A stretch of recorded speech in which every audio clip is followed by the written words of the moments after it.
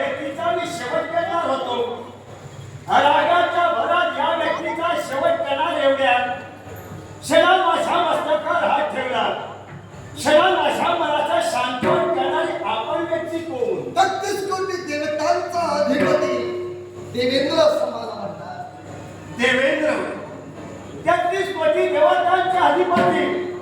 पण मला सांगा, माझा जन्म झाला तो कसा? मी कोण? कुणाचा कोण आहे मी? ना ओळखी ना परिचय. मग असं असताना मी कोण या प्रश्नाचं उत्तर मी घेणारच. मग माझा जन्म झाला तो कसा? माझे जन्म देते माझा पिता कोण? तुझा जन्म झाला तो कसा? तुझा जन्म का झाला? आणि तुझी जन्म देते मातृपितृ देवता कोण? ऐक बाळ, तुला जन्म देणारी माता आणि तुझा जन्म देता पिता म्हणजे हा देवेंद्र आहे. आपण मला जन्म दिला. अमरावतीची न्याय देवता ज्याला देवेंद्र म्हणतात, देवेंद्र म्हणतात. या देवतेनं मला जन्म दिला आणि जन्म देते बाप आपण आहात. पिताश्री नमस्कार. नमस्कार.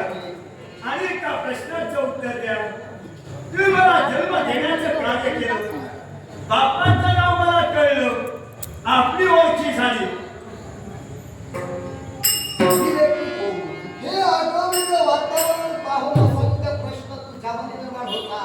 मग ऐक, हे म्हणजे त्रयोदकरांचा पुरुष नारमुनी अर्थात या तुझ्या बापाचे देवेंद्राचे गुरु होत. आपले गुरु आहे म्हणजे हे गुरुदेवाचा आपले आहे. नमस्कार. नमस्कार. पिताश्री, 2 प्रश्नांची उत्तर मला बरोबर दिला. माझ्या मनाचं समाधान केला. मला जन्म देण्याचं कार्य तुम्ही केला. मग ज्या देहाची निर्मिती केला, मग या देहाला नाव आहे का? मग मी कोण? अशा देवेंद्राचा स्वतःचा पुण्यबळ कोणाला लावू? आज स्वतःच्या शक्ती सामर्थ्याला तुला जन्म दिलाय. अर्थात या विश्वात तू मायावी आहेस. तू कोणत्या क्षणाला कोणतंही रूप धारण करू शकतो. आणि म्हणून या माझ्या बाळाला यापुढे मायासूर काय म्हणतात?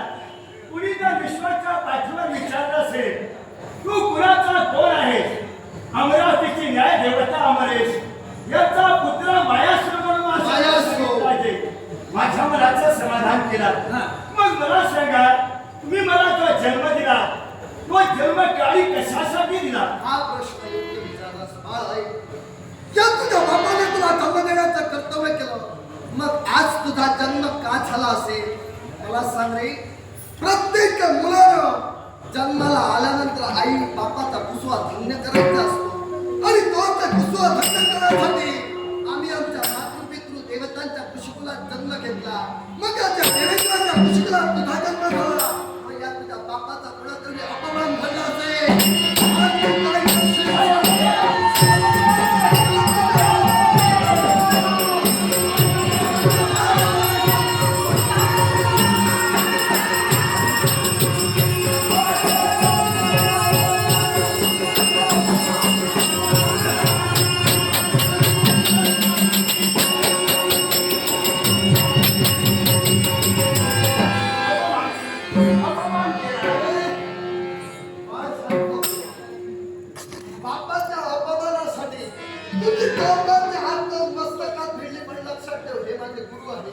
आणि भविष्यात मला मार्गदर्शनाची गरज आहे. तेव्हा यांना शिल्लक जागेवर म्हणजे अपमान यांनी केला नाही.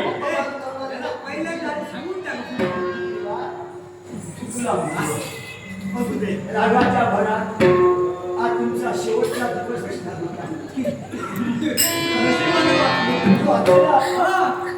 सहन झाला नाही. अपमान एकदा शरीर मस्तकाला मिळेल. क्षमा असावी.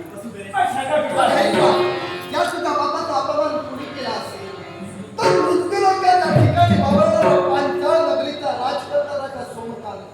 या सोमकांताने शब्द यज्ञाची संकल्पना केली. 99 यज्ञ त्या राजाच्या हातून पूर्ण झाले. राहता राजा 100वा यज्ञ. 100वा यज्ञ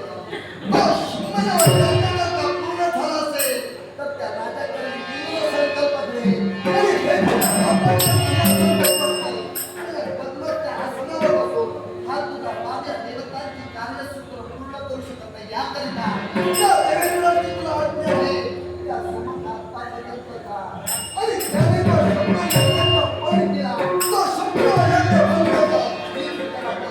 आणि याकरिता मला तुम्ही जन्म देण्याचं कार्य केलं. पिताश्री, जे आईबाप पुत्राला जन्म देतात, पुत्र जन्माला आल्यानंतर आईबापाच्या स्वाभिमानासाठी तो पुत्राचा झटका नसेल त्याला पुत्र म्हणून सांगण्याचा अधिकार पोचत नाही. मग याच्यासाठी माझ्या मुखाचे बाहेर पडणारे शब्द आहे का? तुमच्या पवित्र जनराला हात लावून सांगतो आहे, मरेल तो मी माझ्या स्वतःच्या बापासाठी.